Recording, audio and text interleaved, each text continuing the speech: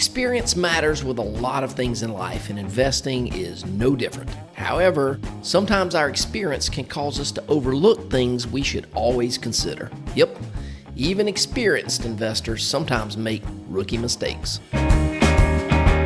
It's time for the My Retirement Clarity Podcast with Lee Perkins, financial planner and president of J.L. Perkins Wealth Management. Get ready for a good dose of inspiration, simplicity, implementation, and of course, clarity on how to successfully prepare for retirement and grow and preserve your wealth. Here's Ben George with Lee Perkins.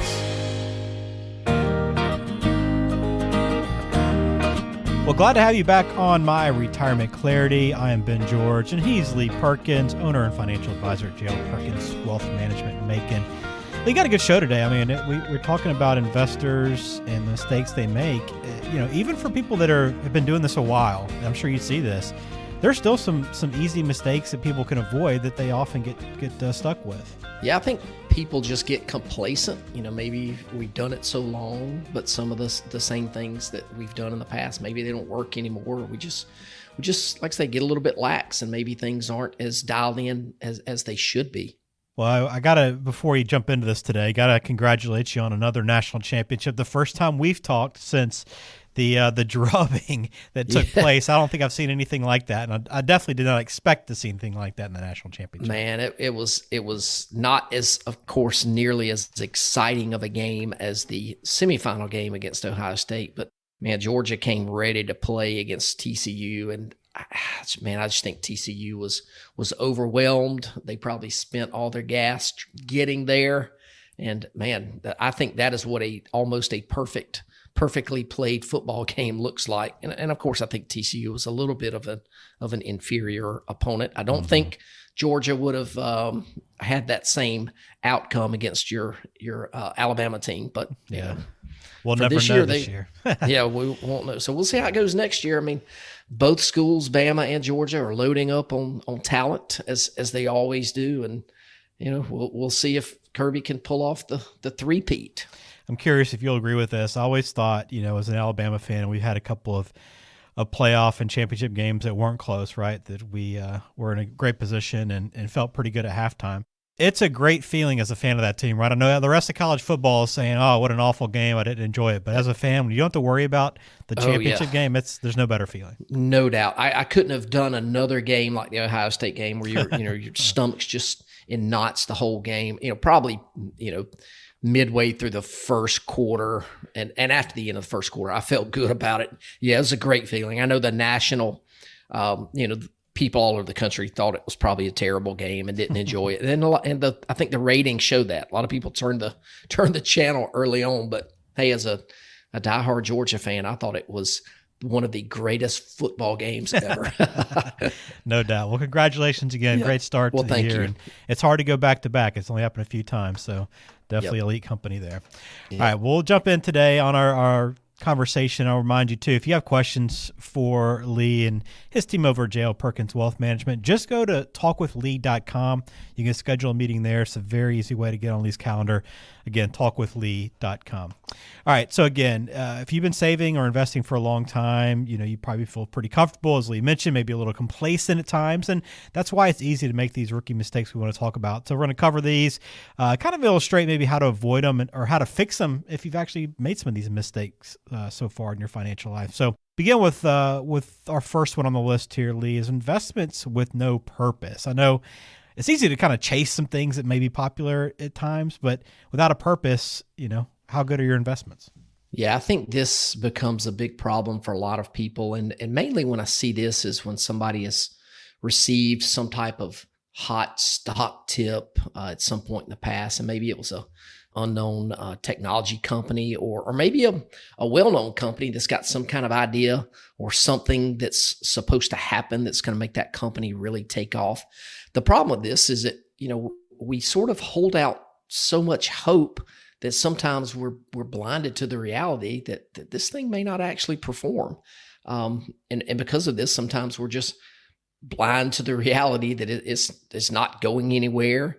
And we'd have probably been a little bit better off just putting our money in a diversified portfolio instead of just sort of putting all our money into this one company that we hope might take off. And I think we saw a lot of this back during the .com era. But more recently, there's, of course, every once in a while I hear about drug companies that people want to put all their money in because of this one drug that they have coming out that's supposed to do something sort of miraculous. But many times that, they never get FDA approval or whatever patent there has to be to move forward. Or maybe some other company beats them to the market with the idea. But so to me, it's just a simple sort of a reminder that it's so easy for us to chase shining objects. And I think we're probably all guilty of it to some point. We like quick wins. I mean, we live in this microwave society, and patience is the one thing I think that's lacking with many investors.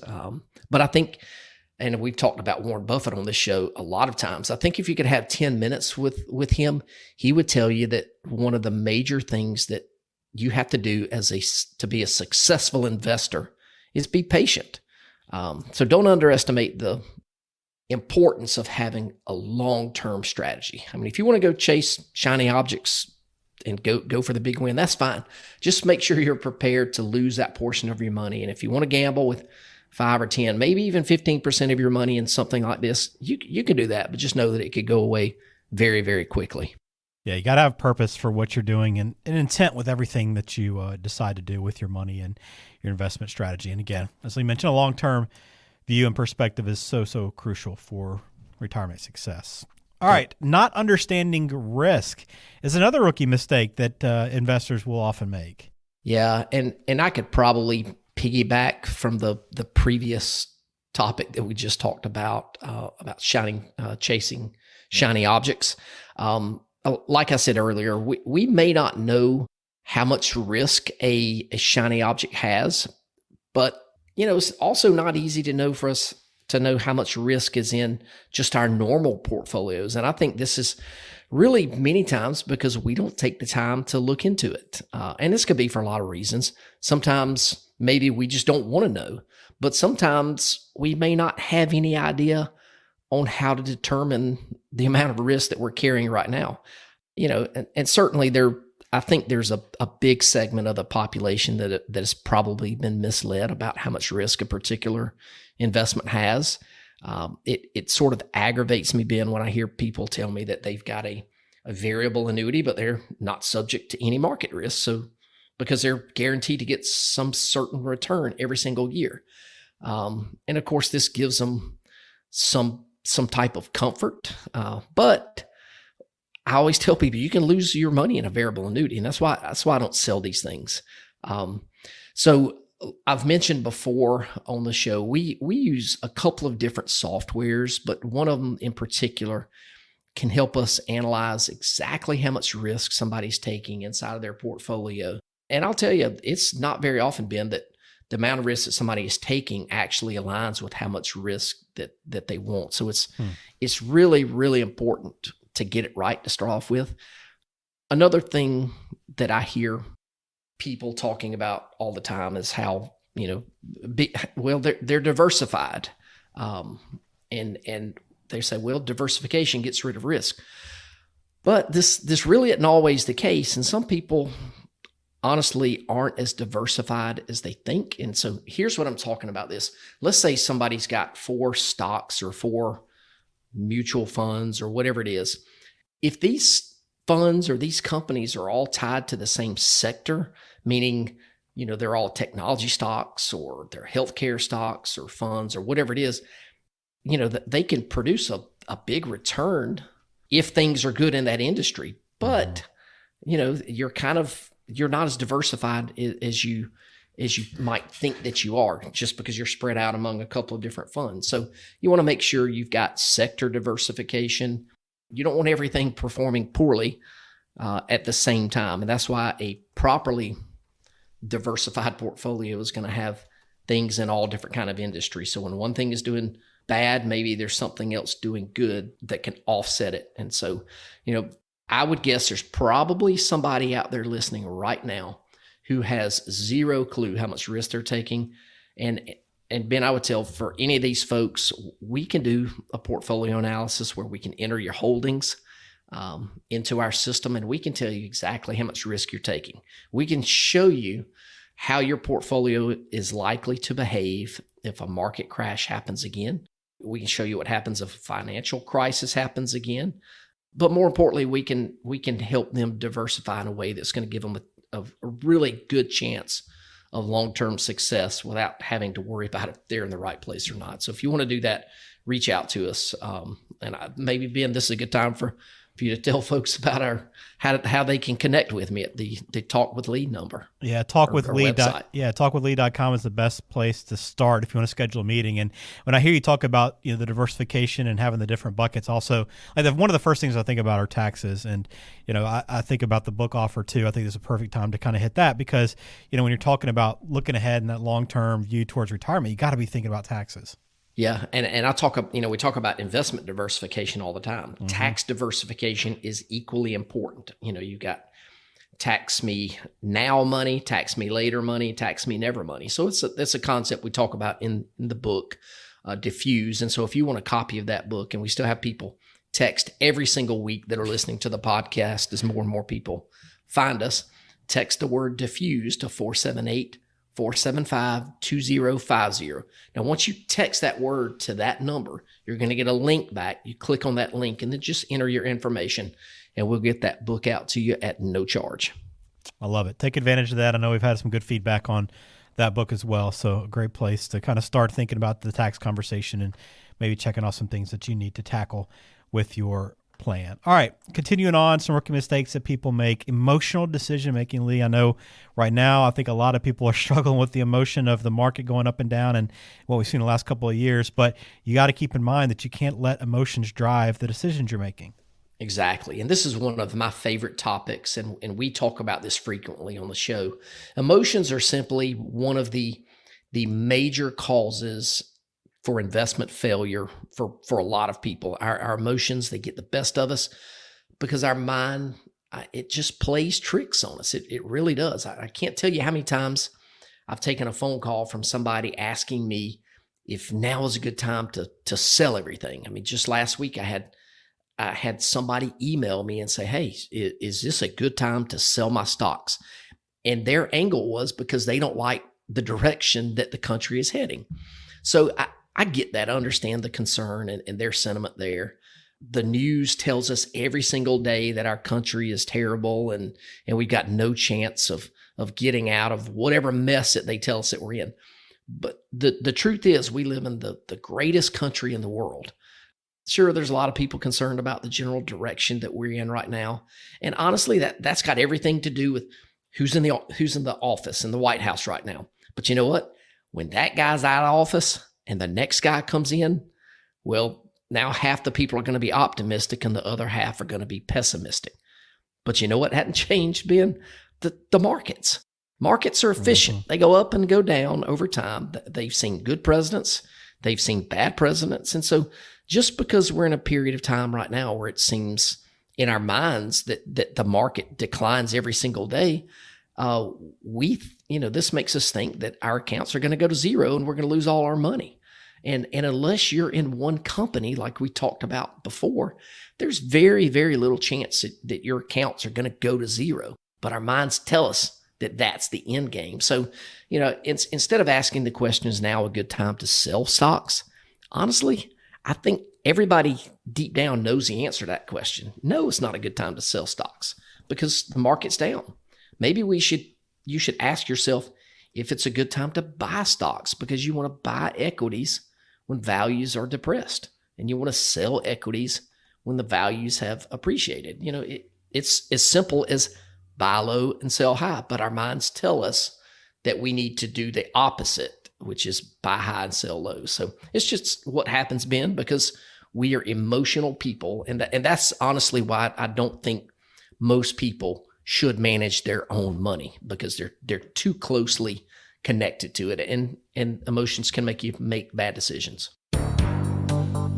Hey folks, Lee Perkins here. If you've listened to this podcast for any amount of time, You know how much I hate taxes, and I know you probably do too. Our politicians are completely out of control. Their spending is off the chart, and you've got to be prepared for increasing taxes in the future.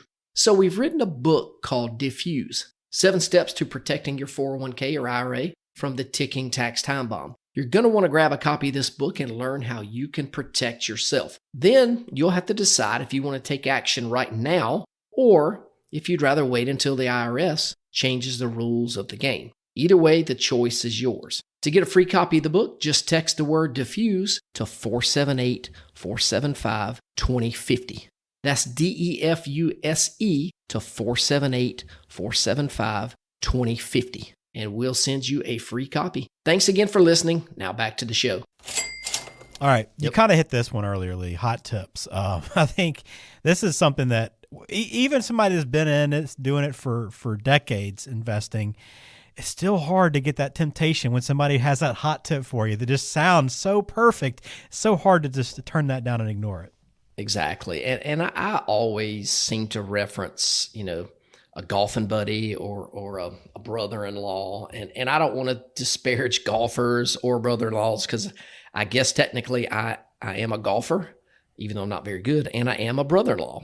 So, but all joking aside, the problem with this is that for every person that gives you some type of stock tip, they usually support that tip with how well they've done with this, company and how they've just made a killing. It's usually a half truth. And here's what I'm talking about. When somebody gives you one of these tips and they tell you how much money they've made, it's rare, meaning it never happens that they're going to also tell you about another company or fund that they bought that simply tanked. And they lost a bunch of money. And they're only going to tell you about the wins and not the losses, because it's natural that we share, we only share what people want to hear. And just last weekend, and I hadn't told you this, Walker, my son, and I were playing golf. He got a hole in one on a par 3. It was awesome. So of course, this is all we talked about. But nobody has asked, and we haven't bothered to share that the hole before he got a triple bogey. And really at this point, he's not very good.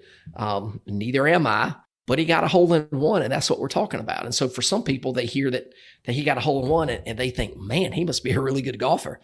But the truth is, he's not. He got lucky. Now, he's still learning. He's got a lot of potential to be a really good golfer because he has a great golfer body because he's about 6'4", 205. I mean, he doesn't. He's not built like his dad, but he just got lucky, just like a lot of people do when they're picking stock. So yeah, if you see Walker, ask him, about his hole in one, but also ask him what he did the 4 holes before that hole in one, because we only played 5 holes and it got dark, and he got the hole in one on number 5.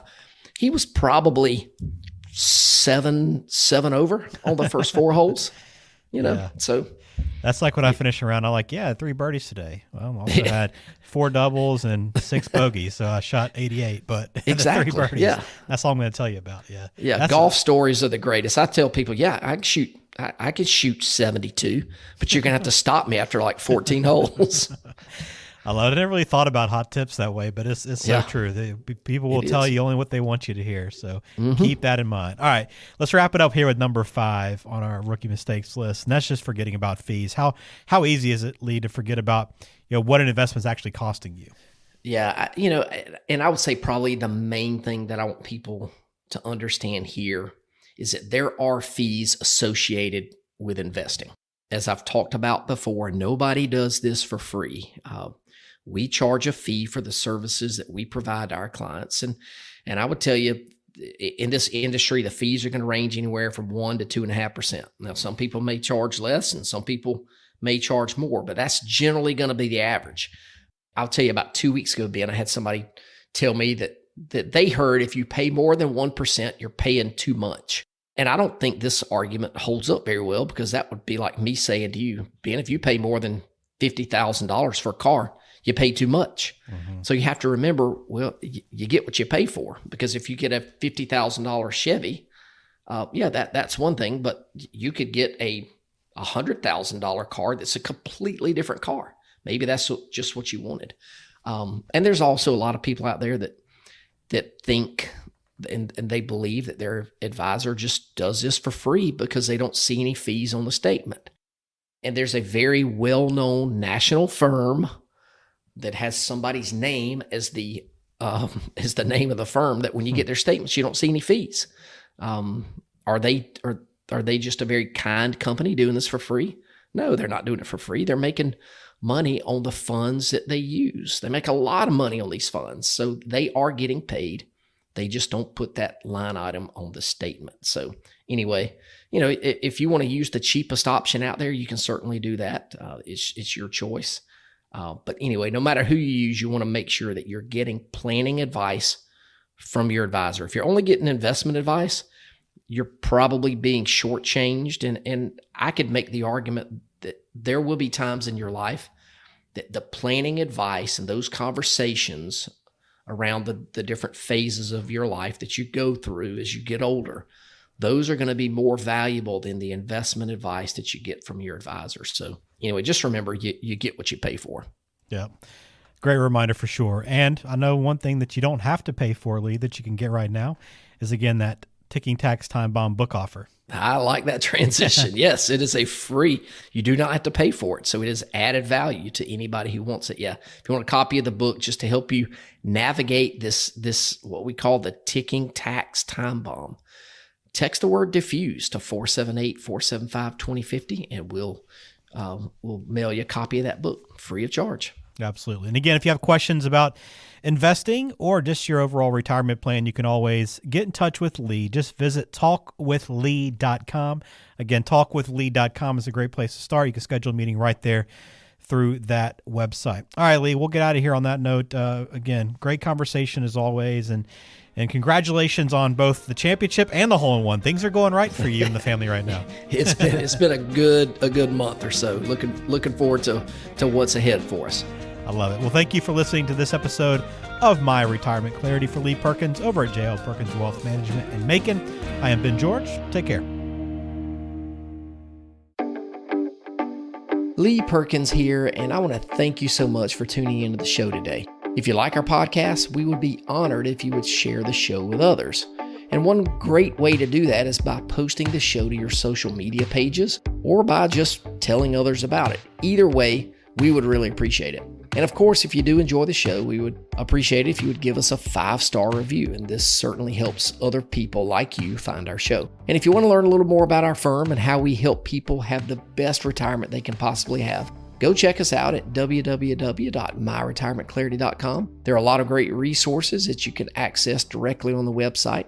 And of course, if you want to have a conversation with me, you can visit www.talkwithlee.com, and this will take you directly to my calendar. And there you can schedule a 15-minute phone call so I can learn a little bit more about your situation. Of course, everybody is not a great fit for our firm, but if I think we can add value and put you in a better situation, I'll let you know, and we can certainly talk about the next steps. So thanks again for tuning into the show, and we'll catch you next time. Investment advisory services are offered by J.L. Perkins Wealth Management, a registered investment advisor and insurance agency. Information is for illustrative purposes only and does not constitute tax, legal, or investment advice. Always consult with a qualified tax, legal, or investment professional before taking any action.